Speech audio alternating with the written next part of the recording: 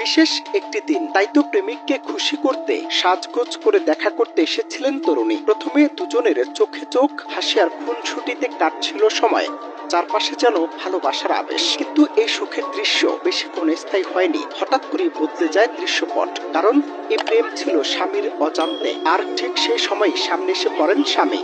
মুহূর্তের মধ্যেই প্রেমের গল্প রূপ নেয় ভয়ঙ্কর উত্তেজনায়, যে দৃশ্য নিয়ে বর্তমানে তোলপাড় নেট দুনিয়া।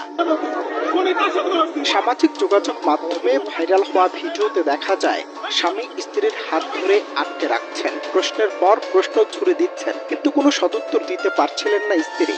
অভিযোগ রয়েছে এরপর কোনো কিছু বুঝে ওঠার আগেই প্রকাশ্যে স্ত্রীকে মারধর শুরু করেন ওই স্বামী। আশপাশে থাকা মানুষজন কেবল তাকিয়ে দেখেছেন, কেউ বাধাও দেননি। প্রেমিক স্বামী ও স্ত্রীর এই ত্রিমুখী সংঘাত মুহূর্তেই ছড়িয়ে পড়ে সামাজিক মাধ্যমে।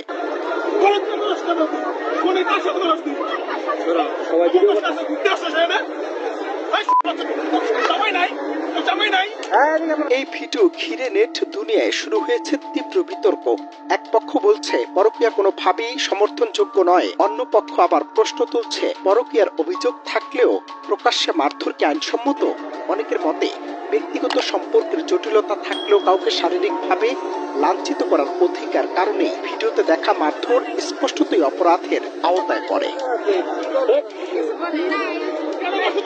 তবে এখনো নিশ্চিত হওয়া যায়নি ঘটনাটি ঠিক কোন এলাকার কিংবা ভিডিওটি কবে ধারণ করা হয়েছে। তবু একটি ভিডিও আবারও প্রশ্ন তুলে দিল, ব্যক্তিগত সম্পর্কে দ্বন্দ্ব কিভাবে জনসম্মুখে সহিংসতায় রূপ দিচ্ছে। সামাজিক যোগাযোগ মাধ্যমে ভাইরাল হওয়া এমন দৃশ্য কি আমাদের সমাজের নৈতিক অবক্ষয়ের প্রতিচ্ছবি, নাকি আইনের দুর্বল প্রয়োগই এমন ঘটনার জন্ম দিচ্ছে?